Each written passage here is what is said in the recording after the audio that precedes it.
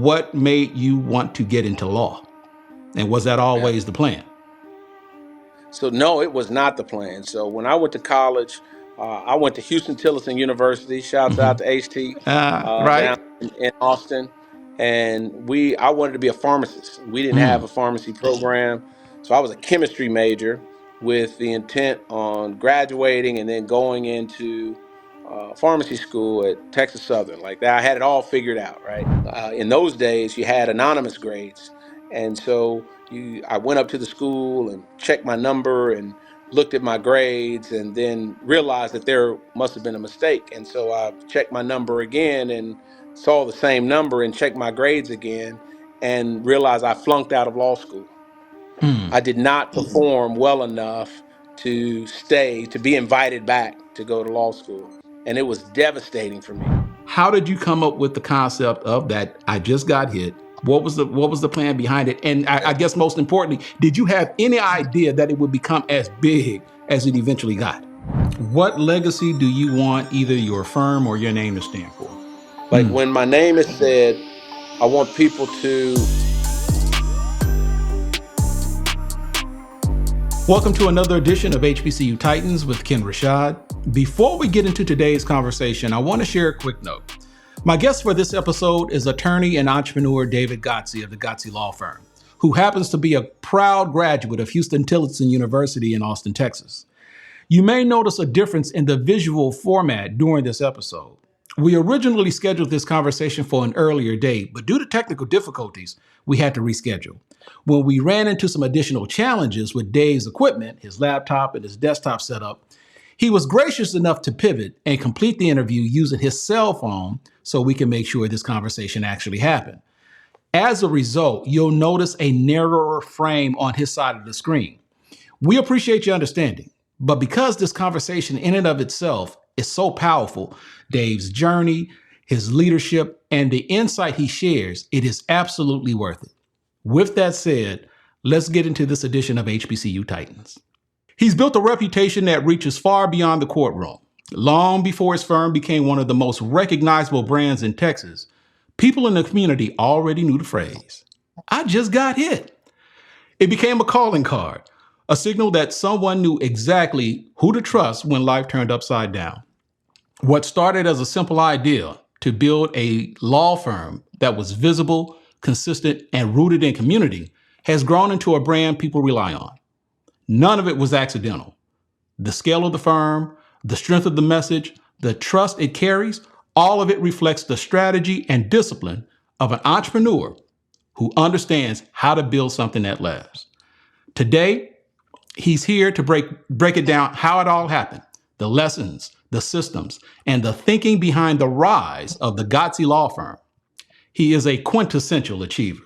I mean, after all, he is a member of Kappa Alpha Psi Fraternity Incorporated, the greatest fraternity in the history of the universe. He is my frat brother, and he is my guest. So welcome to the stage, David L. Godsey Sr. Listen, thank you 10 times over for that great introduction, man. Like that was amazing. You probably give me more credit than I deserve, but I Nah, appreciate it brother. nonetheless. We ain't gonna do that. That was well deserved, man. So I'm glad you appreciate it. So thank you, man, for coming on the show. And like I said, many people in the DFW area obviously are probably familiar. We've heard that commercial I don't know how many times. And I think you're based in Houston as well, right? Correct. Yeah, so Correct. And then we offices in got Houston. a presence. Yeah, we got a presence in Central Texas as well. We just Okay. started advertising out in Austin and San Antonio in October of this year. So we look to grow and expand out that way as well. Okay, so he's statewide. Like I said, he's statewide. But brother, for those who may not necessarily be aware of who you are, because after all, we are expanding. We can be accessed worldwide now. For those who may not be aware of who you are, introduce yourself and tell us a little bit about what you do. Sure, absolutely. Well, as you mentioned in the introduction, my name's David Godsey. I'm a personal injury attorney. Been practicing for 20 years. Most of that time, in fact, here in a week or so on January the 2nd, our firm will reach its 19th anniversary. So most of my Wow. time in the practice of law has been with this firm. Before that, I worked as an insurance adjuster with Progressive Insurance, where I managed a group of adjusters who were responsible to negotiate bodily injury settlements with our claimants, Hmm. as it was in that world. And I just took what I learned from Progressive, went back to law school, and just jumped on the other side of the V, as they say.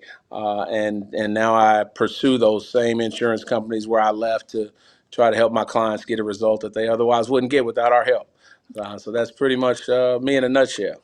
You've managed to build a brand that people instantly recognize, and I think it's safe to say that over time, you know, you can have slick marketing, you can have slick promotional, but at some point, the substance of a service or goods and service, depending on what, it doesn't matter the vertical, the substance of how well that person performs or that product is, will eventually, people will understand, well, this is garbage, or this isn't, or this is actually what it's all cracked up to be. What is it that you think makes the Godsey Law Firm different from anyone else who practices within this space?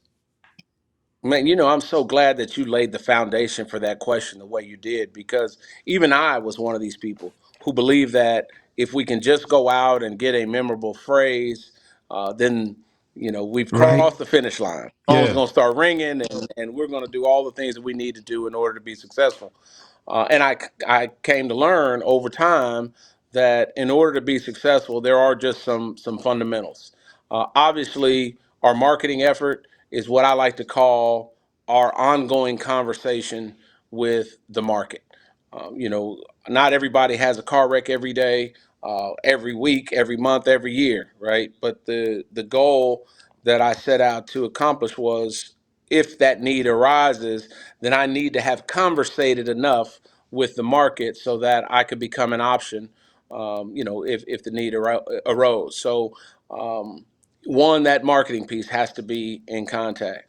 The second piece is, and I think this is often overlooked, especially by a lot of entrepreneurs, because a lot of us are driven by our ambition, and sometimes that ambition can outweigh what amount of time we put into our craft. Right. And so I think there has to be a strong base level understanding of the substantive nature of whatever your business is, right? If you're in the goods business, then you need to know exactly what it means to promote and sell those goods, but you need to know their durability, the length of time that they'll last, how they'll respond in certain conditions. When you're in the service business like I'm in, then you need to know what the laws are, how it is that we can apply those laws to the facts that we get from our clients, how we can develop ways to argue and articulate the case of our clients. So just the substantive nature of whatever it is you're doing, you really need to hone in on that, number two.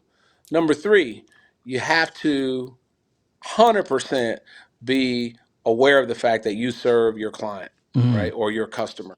And I think that's an often overlooked aspect to having a successful business. The funny thing about those of us who, especially those of us who are African American and in this business, and I happen to have a large African American client base. It's funny that I've been on calls before where I've heard people say, "Man, I really just didn't want to trust a brother anyway, and now I'm Wow. upset about how this case has been handled." And in some respects, I think we're kind of held to a different standard, because I don't think that my counterparts that look different from me get that same kind of phone call from the people that Right. look like them, Yep. right? But notwithstanding that fact, more than just trying to make sure that I build a good reputation in my community, I just have to have a good reputation with anybody who exists in my client base. And so having measures that are set up, or processes that are set up to make sure that you're staying in tune, not just with how you want to deliver your service to the client, but listening to what their feedback is so that you can make adjustments. I like to call them in-game decisions, so that you can, call an audible and do what needs to be done to make sure that people are really happy. Because at the end of the day, like anybody watching this, if they want to know how successful I am today, right, they Yeah. call me up and we could talk about, all the things that I've done in the past. But if you want to know how successful I'm going to be 5 years from now, you got to listen to what my clients are saying today. And if they're not saying the right thing, then, I'll be dead in 5 years Right. as a Right. business. So Yeah. you really got to pay attention to that. And I think finally the human capital piece, right? Like you have to have good people that you work with. As an entrepreneur, this. Our business is our vision. Just like my thumbprint is my thumbprint. It's not yours. And so to carry out my vision, I've got to rely on some good people in order to do that. And then there certainly have to be good processes as well. In Hmm. fact, the processes may supersede the value of the people, as important as people are, but people will let you down. Yeah. Processes never do. Right. And so, having those kind of core fundamental beliefs just allow us to succeed for sure.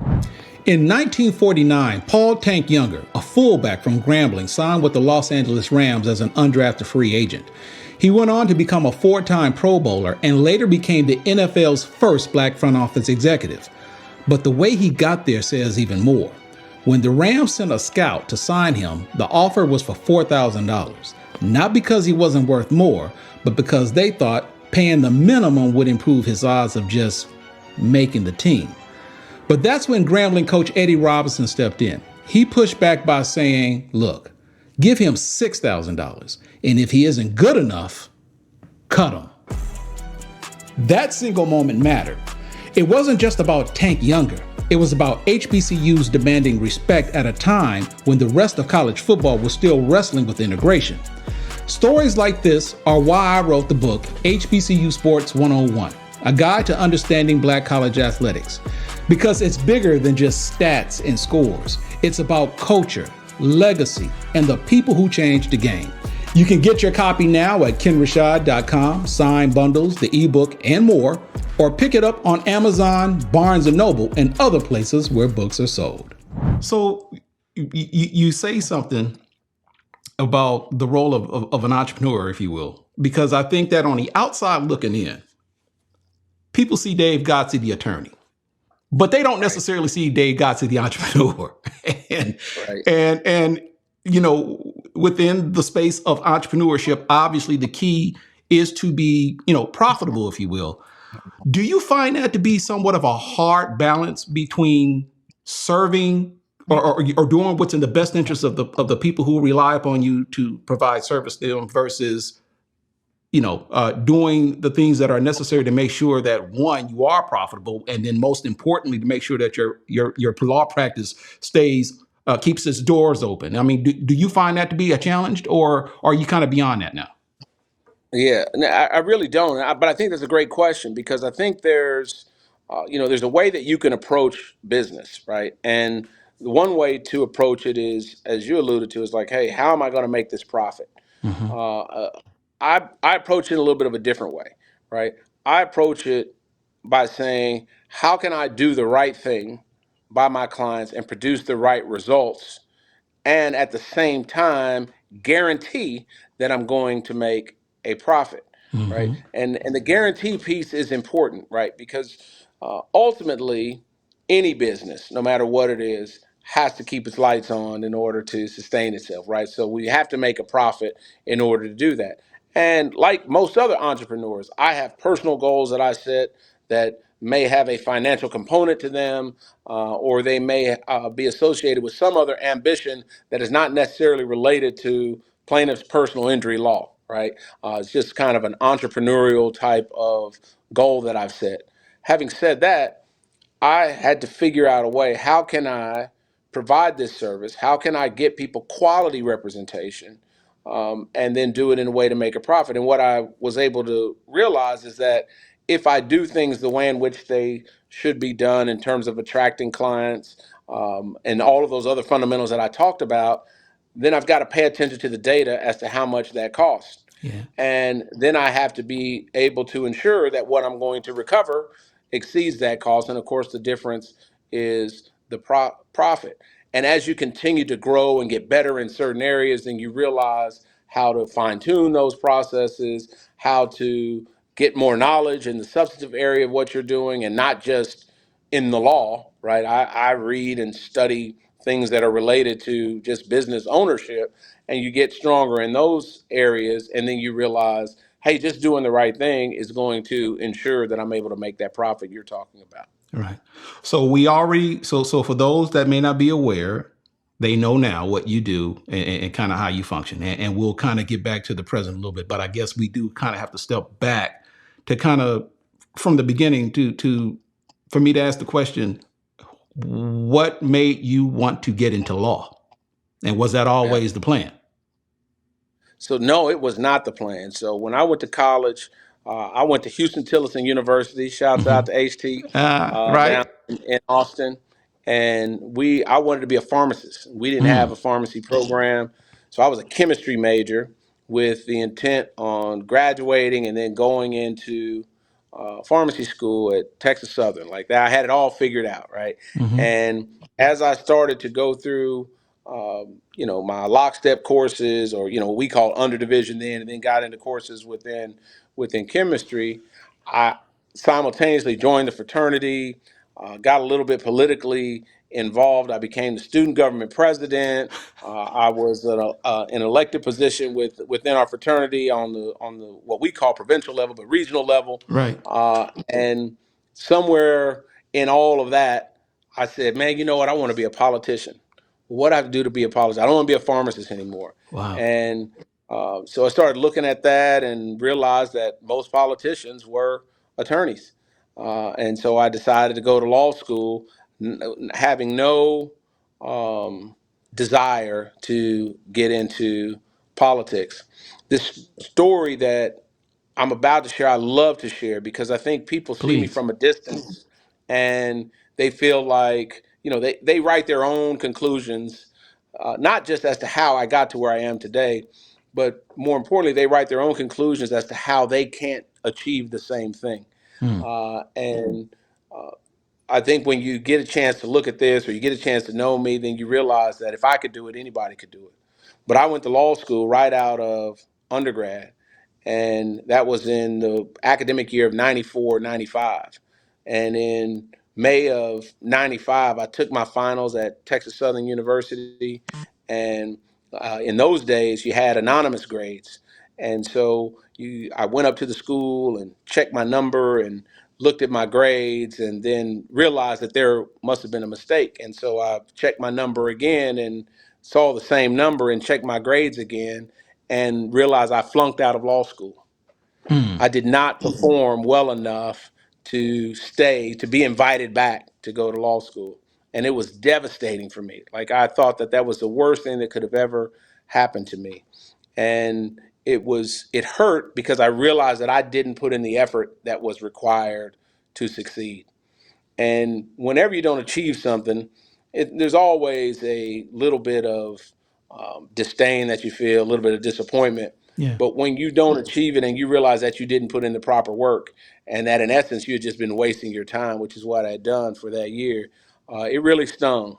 And I spent about a couple or 3 days blaming, right? Blaming the school for, not preparing me well, blaming, the library for not having adequate places Mm, for me to study and do the things that I needed to do. And it was just blame, blame, blame. And as they say, you point one finger out, at least three of them are pointing go back at back you. at you. Yep. And so I was able to look at the man in the mirror ultimately, like I say, after about a few days and say, well, actually, you're the one to blame. And so I felt this sense of shame and didn't really know what I was going to do. And to make a long story short, I started to look for a job. And I got called in. I was waiting tables at Bennigan's. Some of your viewers, I've seen some of your shows. Some of your viewers are going to be too young to know about Bennigan's. I remember But Bennigan's. those Right. old folks like me, yeah, we remember Bennigan's. And I was waiting tables at Bennigan's, and they actually called me in on a night I was off, and there was a gentleman there with a young lady, and I was serving them. He said, "Man, you seem kind of sharp to be waiting tables.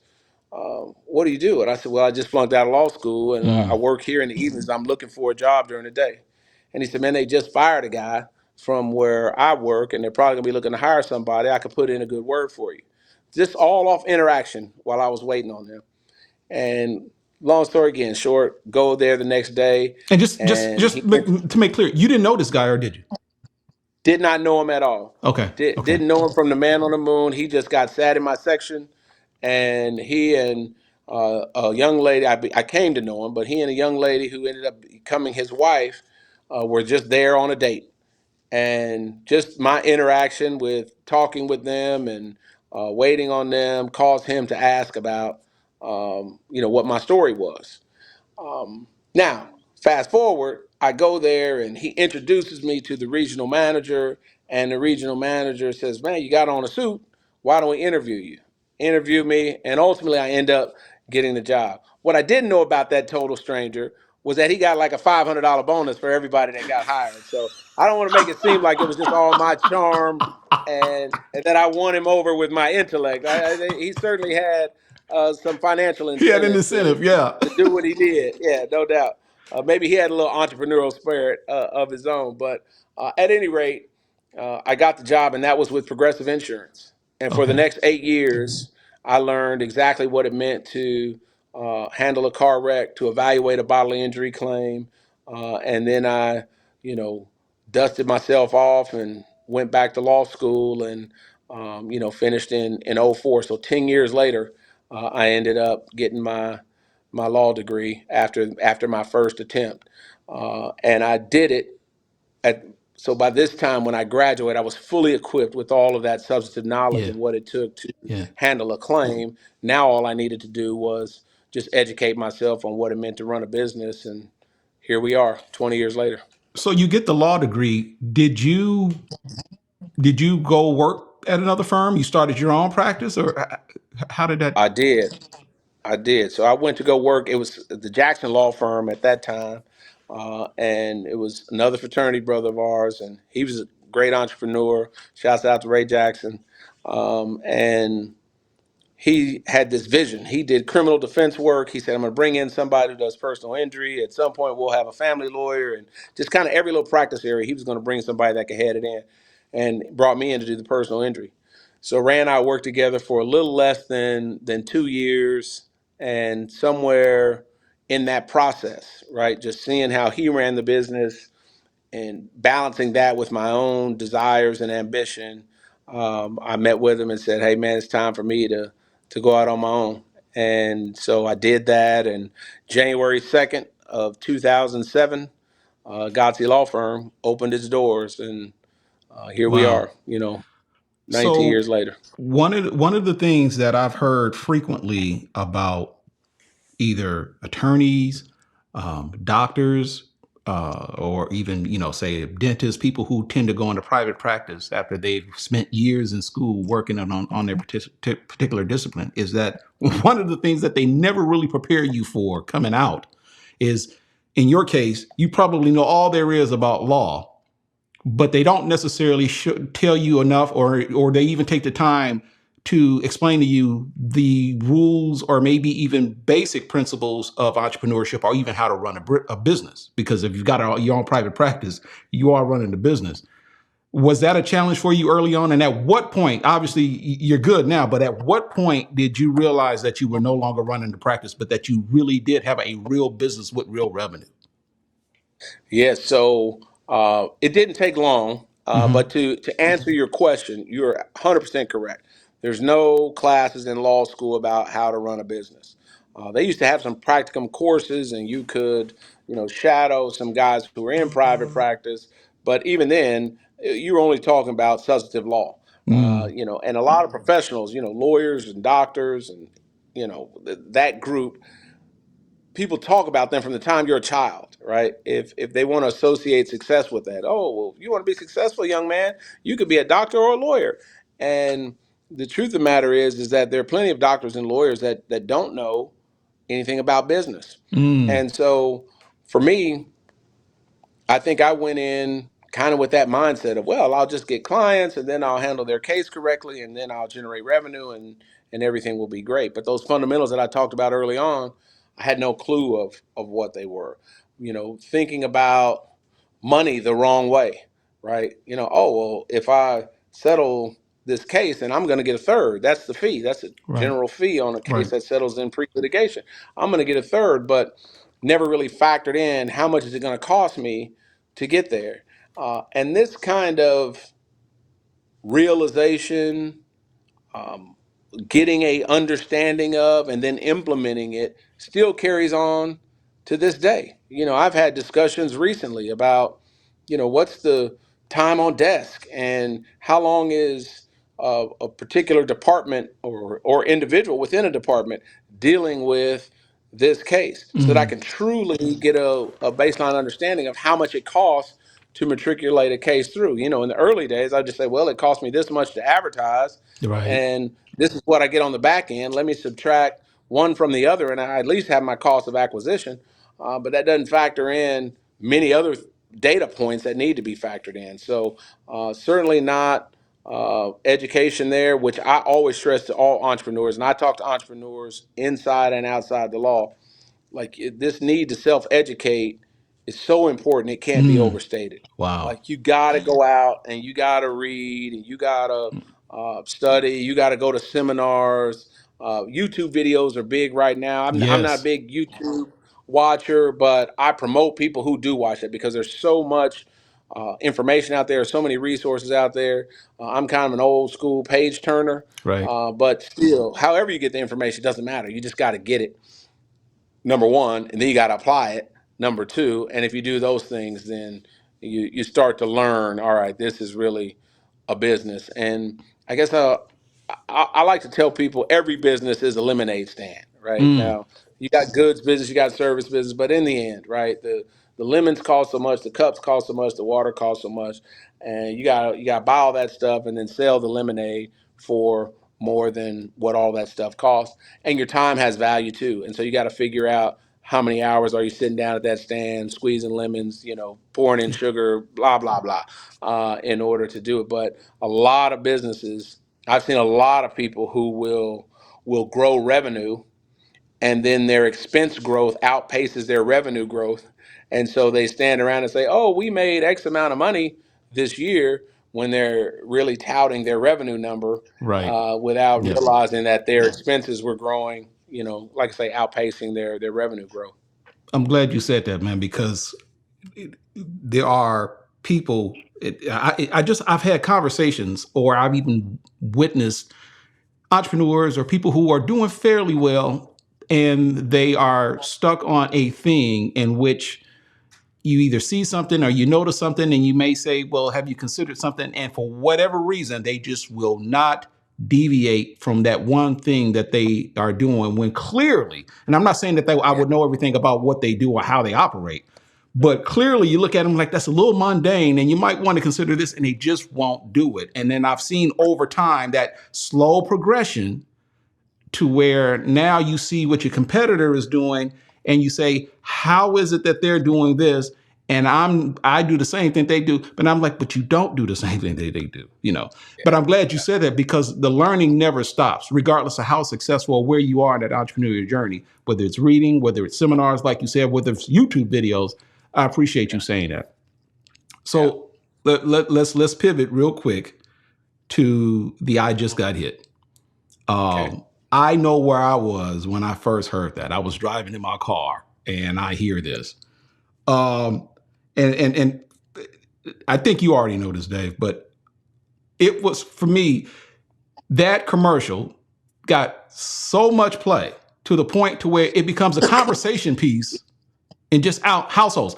Hopefully we won't have to come to you, even though, full disclosure, I'm a client, or I've had to come to him for an accident because I'd gotten hit. And I'd be lying if I told you. My wife was with me, and we'll tell a story. My wife was with me, and we had that accident. And I'm like, I'll be damn it, I just got hit. I thought about my man. But early on, we would literally, you got a house, maybe a cookout or something. You got a house full of people, and you just having casual conversation, and then all of a sudden that topic comes up. It was almost like a phenomenon. So I guess I got to ask, how did you come up with the concept of that I just got hit? What was the plan behind it? And I guess most importantly, did you have any idea that it would become as big as it eventually got? It's a great question. And listen, I remember where I was when I heard it too. So my former law partner, Justin Martin, shouts out to Yep. Justin. He'll Right. probably watch this. That's my guy, 100 grand. Um, we were in this position of trying to figure out what type of marketing, how could we become memorable, but based on the type of advertising that was out in the legal space at that time, we had to become memorable, but we couldn't be corny. And there's Right. no disrespect to, Brian Longcar, rest his Right. soul, was a Yeah. good Yeah. friend of mine, or Jim Adler, and they had commercials where they were screaming into the TV, and they Right. had slogans of strong arms and Texas hammers and all of this stuff. And it was clearly effective because these guys, I used to look up to them probably the same way Kobe looked up to Michael Jordan, and wanted to pattern a lot of the things that I did based upon what they did. But I couldn't quite grasp how we were going to become memorable and not be corny. Mm-hmm. And so we had tried a bunch of different ideas and done some different things. And I remember sitting in my office and Justin came in there and he said, I got it. He said, Autumn and Sophia, those are our daughters. Right. Um, they're going to reenact this adult conversation. And he did the same way that you hear it on the radio now is the way that he did it while I was sitting in my office. And to answer your question, I instantly knew that it would work. Now, we had some dumb luck because most lawyers in those days were advertising on television. And we Mm-hmm. didn't have any money to advertise on television. And that's important because television commercials are 30 seconds long. Right. Radio commercials are 60 seconds long. Right. So that whole skit that you hear from the girls is 13 seconds. So yes, that will grab your attention. Nobody's going to really think it's corny or cheesy because it's little kids. If Right. that were he and I and using our voices, then maybe it wouldn't sound right. And he had this saying that he called literal branding. And I think he coined that phrase. He wouldn't take credit for it, although he should. But this literal branding piece was simply just him saying, what do people literally say when they're in an accident? And they say exactly what you told your wife. I I just just got got hit. hit. And so the .com business died in the 90s, Mm. but not if you're a law firm. So we just put the .com behind the literal statement, and it was able to catch on. Nobody had to remember our phone numbers, although Right. we use vanity numbers, Yep. but nobody had to remember that. They were just like, hey, go to IJustGotHit.com. And the funny thing about it is, in our early days, a lot of the calls would come from adults, clearly, because they were Yep. involved in an accident. And they would come home and talk to their spouse about what happened. And their 8-year-old child or their 10-year-old child would say, well, Mom, go to IJustGotHit.com.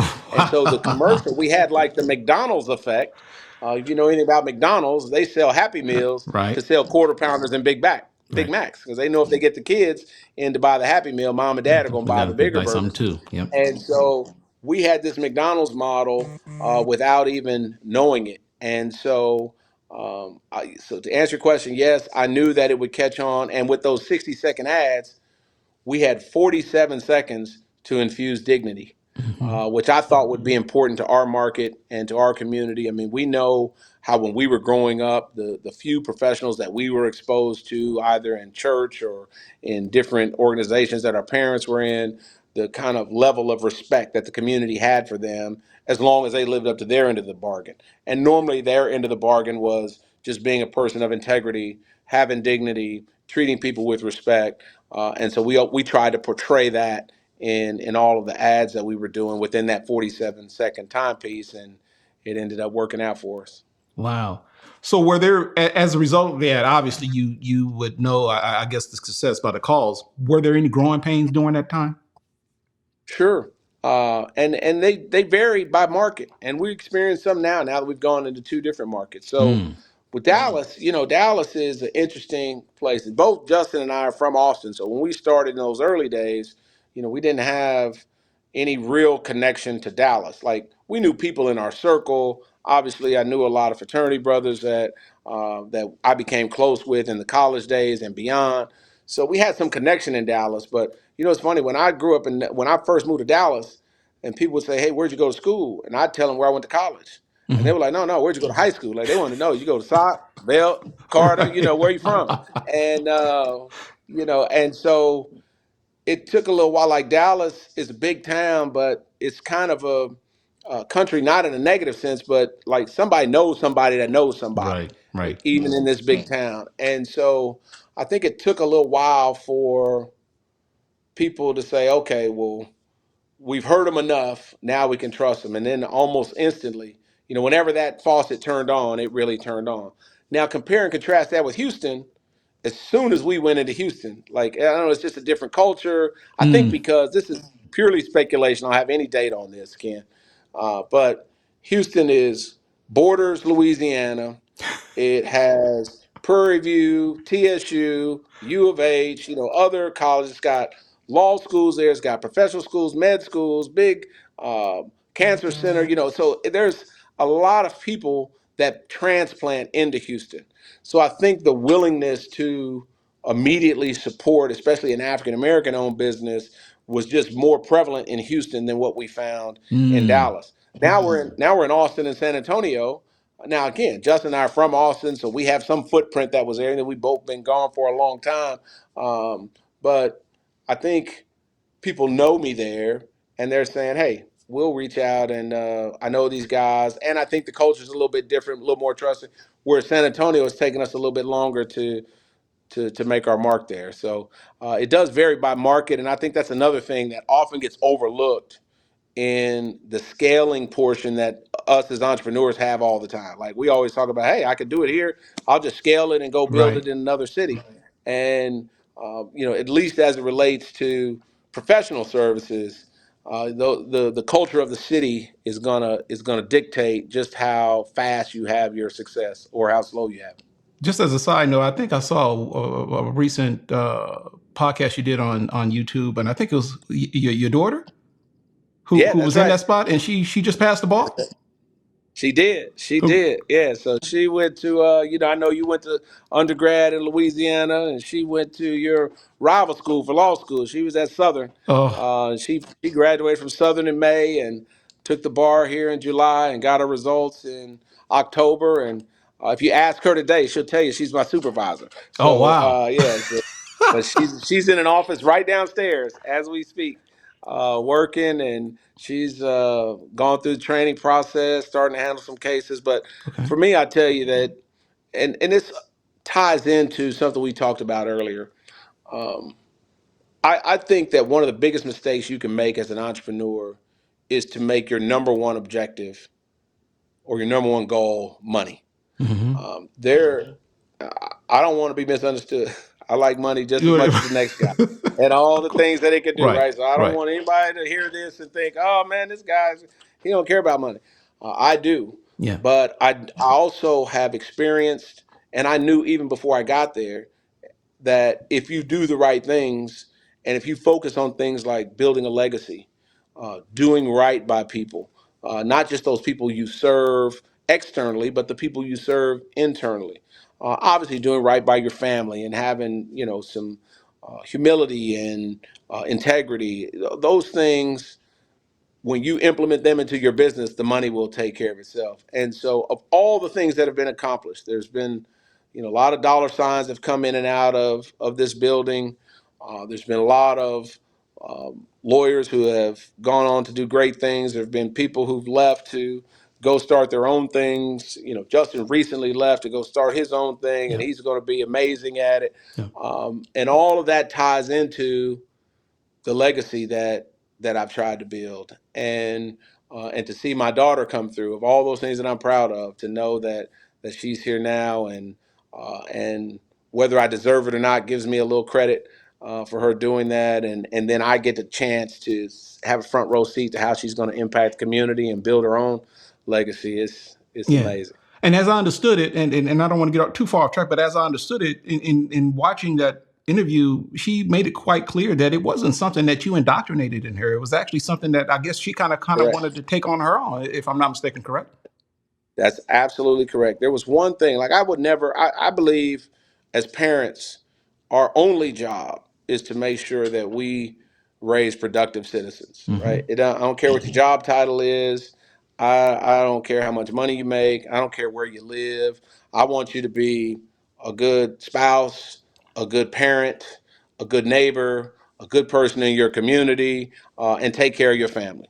And if you could do those things, then I've done my job. And so that was always number one.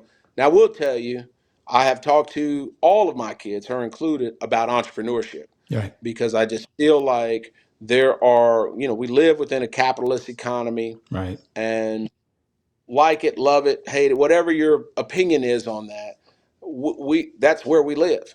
And I happen to think it's the greatest type of economy that you could have. I think this is the greatest country where we can live. And I know that there are pros and cons to capitalism and being in America, right? Right. But at the end of the day, I would rather be nowhere else, and I do not want to be under any other economic structure. And my belief tells me that the best way to navigate in this country and within our economic structure is through entrepreneurial efforts Hmm. and to build and sustain a business and to do the things that are required in order to make enough money to not just take care of yourself, but to make generational wealth, to impact how decisions are made within your area of business, and then ultimately to provide jobs and opportunities for those who will not become entrepreneurs. So I did stress to her and her siblings, like, hey, I want you to think about owning something. No requirements, right? Right. Again, you can work for waste management. You do all those things I talked about, fine by me, Right. honestly. Yeah. But at the end of the day, I'd love for you to be sitting around the waste management break room and say, how can I go learn how to pick up my trash and get for my own business? You know what Right. I mean? Right. So, Right. so that I did stress, but never under the law. Especially in the gig economy that we live in now, which Oh is yeah, completely different from the times when we grew up, when no doubt. people could go. I had a person who I interviewed who was talking about IBM and how you can go to IBM and literally retire from IBM and get all of the accolades that went with it. But that's no longer the case. Hey folks, Kenn Rashad. We'll get back to the show in just a second, but I've got to take a quick pause just to put something on your radar. My business coach, Dr. Myron Golden, is hosting his next Make More Offers Challenge. And if you're serious about growing your business, scaling your income, and creating lasting impact, this is the place to be.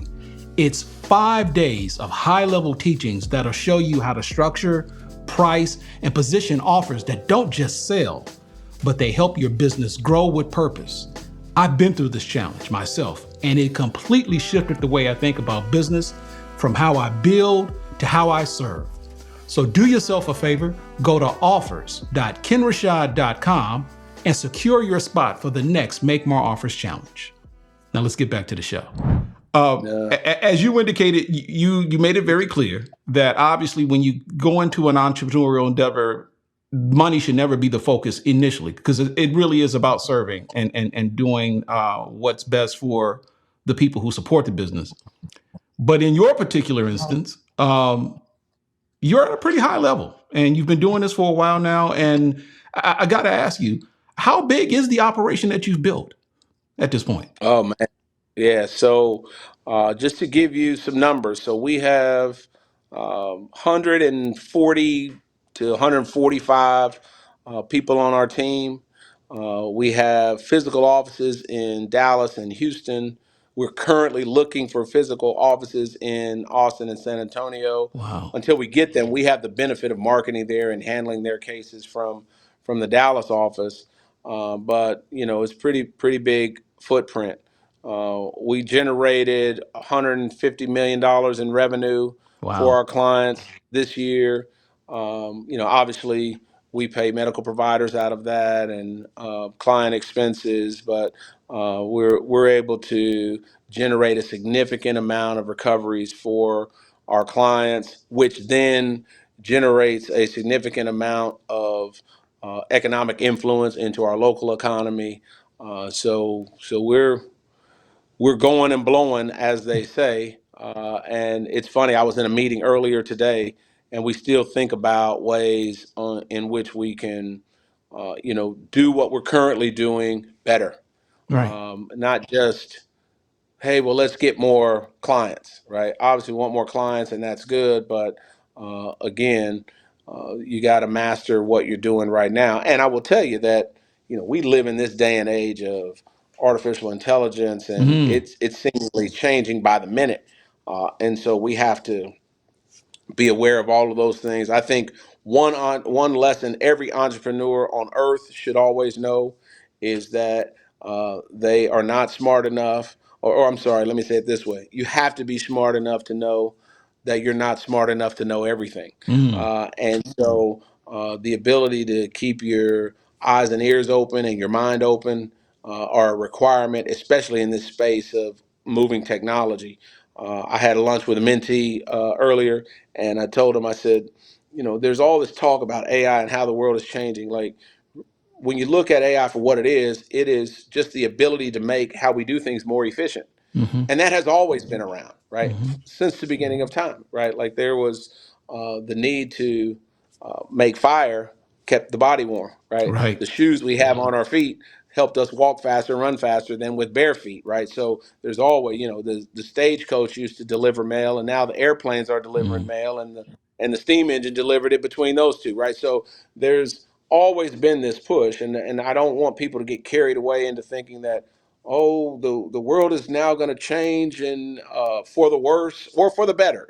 I don't get too far on either side, because bringing about efficiency has always been the name of the game and will always be the name of the game. For those who stay in the game, you just have to be aware of what those opportunities are when they come and how to jump on them. And then the trick is trying to figure out which ones are the real deal and which ones aren't. And truth of the matter is, you can develop some criteria to determine how you make that decision, but you never really know until you get into it. But the one thing you do know is that if you stay the same, that means you are not adapting, and any living thing that does not adapt will die. So So so definitely a for message. confirmation for those who are watching, and because you mentioned AI, I guess it's safe to you have implemented AI in some way into the daily operations of your business, correct?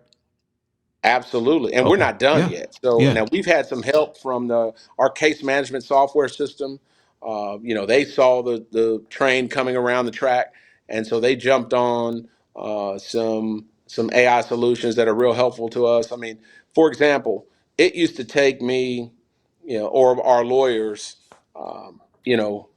a significant amount of time. Let's call it a couple of hours, so maybe 3 hours, to go through every single word in medical bills and records, right? And for us, that's important. We Mm-hmm. have to know every test that was done, every diagnosis that was made, every level of treatment that was given, when it was given, whether or not there were any gaps in that treatment. And then when we had systems that we built to make it more efficient in order for us to comb through those records and see that. And now I can press a button and it'll Mm. spit out a summary of all of the treatment that was received, and whether or not there are any things that I need to be concerned about, like that gap in treatment, or other things that are kind of specific to what we do around here daily.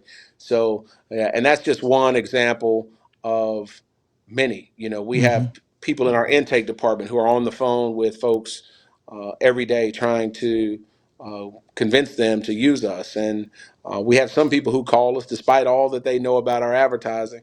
Somebody's getting a divorce in their family, or somebody got Yeah. arrested, and it's something out of the scope of what we do, Yeah. and they'll call us, and we were manually tracking that. Now we have the ability to have AI listen to all of those phone calls and extract the ones that are Mm. out of scope, so that we can keep more accurate data. So, and and listen, we're just, when I tell you, scratching the surface, like literally with the edge of our fingertip. There are going to be so many more things that become available in the coming days, Yeah. certainly in the coming, weeks, months, and years, that I think if we keep our eyes, ears, and mind open, we're going to be able to implement some solutions that make it more efficient, which in turn, benefit our clients. And one of the things that we're working to do is figure out how we either keep humans to help ensure that the AI component is going to become efficient, Mm. or repurpose those humans in Mm. order to do it. I'd love to, and I believe that when all is said and done, we will not have lost humans to AI. And here's what's important, what's funny, really, because that's a big fear that people have. Yeah. But the people in the AI world will tell you, Humans are smart. AI is smarter. Right. Humans plus AI is the smartest. Yes. And so we want to be the smartest. And so we're not in any position to try to drive away our human capital. But we're not going to say, hey, just because we want to keep our humans around, we're not going to pay attention to AI. Right. Because and we have seen that there's going to be an opportunity for very talented people to delve into areas that they otherwise wouldn't have had the time to delve into, because AI is freeing them up to do that. And that should become what I call silo, which is another revenue generating source, Hmm. Hmm. so that we can continue to thrive, be successful, provide jobs, and achieve our goals. So, brother, I hear you talking about implementing AI within your practice. I hear you talking about scaling. I hear you talking about moving into the same thing, going into new markets. And yet you're an attorney. So I've got to ask you, man, given the size of your operation, how much time do you spend, or do you spend any time still in the courtroom versus the time Yeah. that's required of you as the leader to spend scaling the business? How do you balance that? Do you still spend time in the courtroom? Great question. Almost never, right? And Really? I mean, Okay. literally almost never. So most of what I do is manage the business side of what Mm, happens. Now, there are some cases where I am very closely involved, because sadly they are of a very serious nature, yeah. that have either caused catastrophic deformity or wrongful death, and there are cases like that I'm not involved in, but there are just a handful that I'm still closely involved with. Outside of that, um, most of my day is about managing our leaders. And so we have a set cadence. We meet once a week in huddle. We have one-on-ones throughout the week. There's a lot of metrics that we look at to help us determine if people are keeping daily pace. For us, we look at daily pace. We don't look at weekly or biweekly or monthly. We know that if you're doing what you need to do today, then you do it again tomorrow, then the month will take care of itself. So most of what I'm doing is on the management component. Mm. But ultimately, or occasionally, I should say, I find myself on the phone with clients, talking to folks, sitting in depositions, and doing kind of the substantive nature of what I used to do on a daily basis, in the early years. But right now, I'm trying to make sure the train stays on the tracks. How so? Man, there's I see. I'm learning now, and I'm fascinated. I truly am because again, there we hear about scaling, and when I listen to the stories of certain entrepreneurs, they always talk about, well, yeah, I'm glad to be where I am, but believe me when I tell you, it brings a whole new set of problems that you don't necessarily anticipate, despite the growth and so forth. So, in your particular case, as it relates to growing the firm and knowing where to invest. You've got marketing, you've got talent, or you got to make sure that you constantly invest in talent. And then you've just got operations overall. Do you have a strategy or a system in place in which you put priority into, okay, I got to invest this much in the marketing, I've got to invest this much in making sure talent and operations? Is it on an as needed basis, or is there some sort of a formula or a strategy in which you go forward and, to implement that, to operate, to make sure that all of those areas are addressed?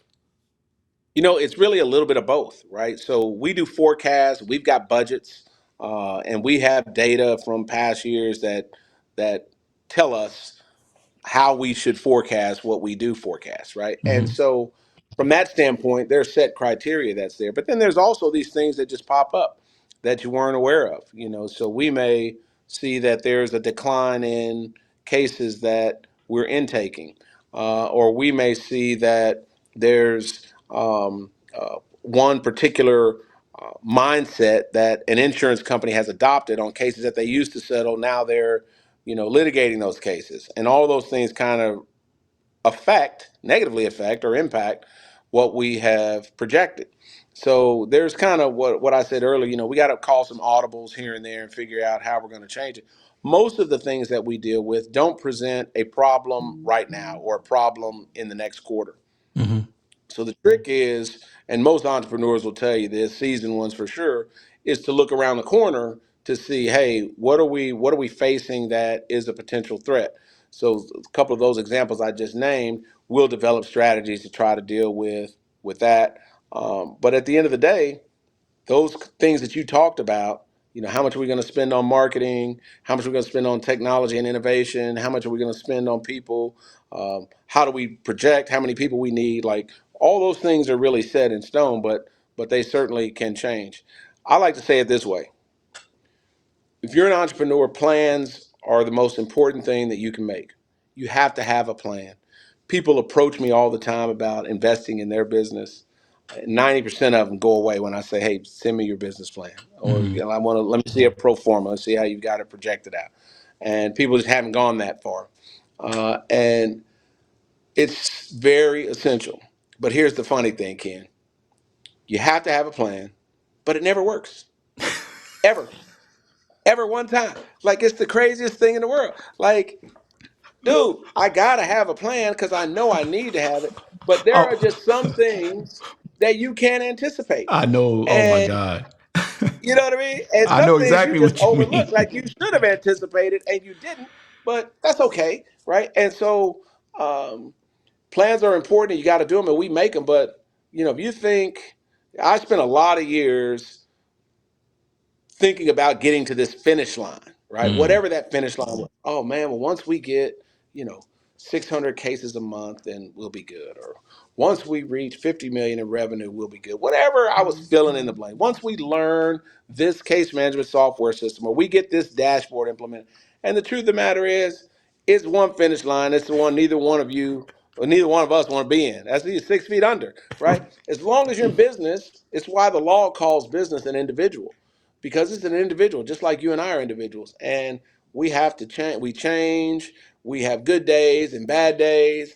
We have times when we're focused, times when we're not as focused as we should be. We have things that impact what we're doing. I mean, they could change the law down in Austin that could change my business dramatically, Yep. Yep. like that. Yeah. I talked about looking around corners.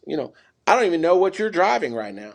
But what I do know is that if you're backing up and you're about to hit something, it's going to tell you, right? Yep. So cars are getting smarter and safer, driving themselves. How's that going to impact a car wreck lawyer? So I have to be thinking about these things right now and trying to implement what we're going to do in the future, because they're coming in the same way that the stagecoach guy said, "Oh, I ain't worried about the steam engine Right. because my horses can ride in the water and they ride over the mountain."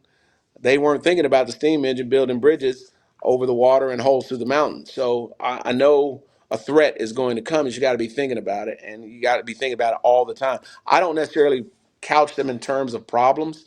You got new problems. No, I don't think of it that way. Um, but there are just some things that you got to be dotting I's and crossing T's on. And if it's not your style to do that, it's not your thing or your jam, you better get somebody whose jam it is so they can come in and make it happen. Perfect segue, man, because I was literally about to go there because you said it, with technology being what it is. Cars now are, depending on who you talk to, but for the most part, cars are safer. I don't know how that necessarily relates into statistics with respect to overall, accidents and so forth, which obviously could potentially impact you. But I was just going to ask you, because of that, do you see areas outside of injury law that you might be interested, that might take an interest? I mean, is there a possibility of a pivot, or might there be any other entrepreneurial endeavors that you might consider going forward? Right. So the answer to that is absolutely. In fact, we started as a pilot project several years ago, what we call our first party department. So, and there's still insurance claims, but they're on homeowners claims and not auto claims. Okay. And this was born out of my recognition that at some point car wrecks aren't going to be the same. Now, I don't think it's going to necessarily impact my working life the way that it will my daughters who just got practice, but at some point it's coming. It's like winter, it's coming, right? So, Yeah. Yeah. um, so we started that practice and just started kind of word of mouth advertising. We had some connections with some people who were in the plumbing industry and in the roofing industry and things like that. And so they were able to make some referrals to our firm if, they had clients who were having problems with their insurance company, and we've seen some success in that area. We've not grown it the way that we can, and I think we're gonna grow it a little bit, but just sustain it. But it's there for the back pocket, right? In case the fight pops off, we can pull it out and say, hey, car wrecks have gone away, but we have this other practice area, and the transition is going to be easier. But I could tell you, if car wrecks went away tomorrow, we're not going to have a big office meeting and say everybody's going home next Mm, Monday, mm, right? We're gonna have a big office meeting and say, hey, let's start a think tank mm. and let's go brain right in this group or brainstorm in this group and figure out what we can come up with. Let's talk with people and figure it out. You know the old adage, if you want to go fast, go alone. But if you want to go far, go Far. together. Yeah, and so I'm definitely collaborative in my leadership style, and like I told you earlier, I'm smart enough to know I'm not smart enough to know everything. So we definitely would come up with something to solve that problem. I'm going to wrap it up, brother. But just a couple of more questions, and you've kind of alluded to this already. But you mentioned earlier that you can have a plan to do something, and it practically never works out for the unexpected consequences that you didn't necessarily prepare for. And I know this may seem somewhat of a generic question, but what would you say is the 5 or 10 year plan for the Godsey Law Firm going forward? Right. So that's a great question. So right now, we're focused on expansion. So again, with this belief that car wrecks won't be around forever, we need to try to get our footprint in different markets. And so when we expand into another practice area, we're not going to be this brand new, unheard of, entity. And so expansion within the state, right? So we're not big, at least right now. I don't have any desire to expand outside of Texas and try to put our legal footprint there. That may change over time. There are some people that I work with that they're trying their best to persuade me otherwise. But ultimately, I think there's plenty of opportunity for us to expand in Texas, scale what we've done in Dallas and Houston to the extent possible, and then just kind of build our client base. And so I expect over the next 10 years, that will be the battle cry. Now, within that expansion, we're simultaneously working on becoming a more litigation based firm. Hmm. And we're not doing that, excuse me, we're not doing that because we just love to go try cases, although we do. Hmm. But what we have found when we pulled the data is that our clients whose cases go to litigation get more money than our clients whose cases settle before litigation. Hmm. Now, there are several factors that go into that. It's not as easy as just saying, "Hey, go to litigation, you're going to get more money." Obviously, our more serious cases are in litigation because we file lawsuits right out of the gate. But the the thing you get to do in litigation is to go through this process called discovery. You get to find out facts about the case. Right. And the Right. more facts you find out, yeah, you can find out some hurtful facts, but we're finding out a lot more helpful facts. And so those two things, expanding our litigation and just expanding our footprint across the state, that's us for the next 10. Final question for you, brother, before we go. What legacy do you want either your firm or your name to stand for? Man, that's a great question, and it's something I think about all the time. I think about it so much I should have a stump speech answer, but I don't because it's not complex. Like Hmm. when my name is said, I want people to feel positive about hearing it. I want them to know that this guy cared about the community from which he came from. He provided a lot of opportunity for a lot of people who traditionally otherwise wouldn't have had that opportunity. He poured into young people to give them space to have a career in the law. And whenever he ran into somebody, he encouraged them to believe that whatever they thought could be achieved could be achieved. And he did all of that with the love of his beautiful wife and the support of his kids. And he kept his family first and still did it right. So that's a real long-winded way of saying, man, he was a pretty good guy. And as long as they could do that, And if they say it, notice I didn't say anything about how well he tried cases, Yeah. how much money he made. None of that really matters to me. I Mm. have three young lawyers in this office.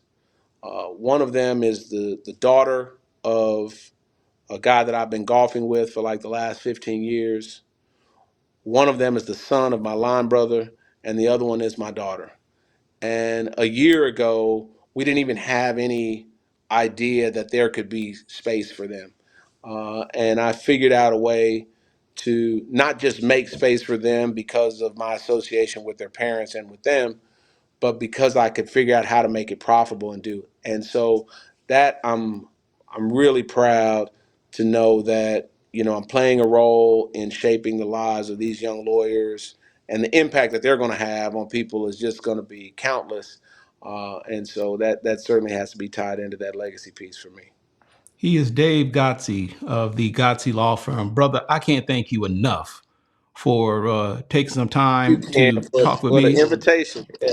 Yeah. Well, no, and for those of you who may not be aware, this process was not easy, man. You guys would not believe what we had to go through to start. No doubt. Yeah. But we were Yeah. determined to get through it. So, I'm on Luke, my man, flip phone right now.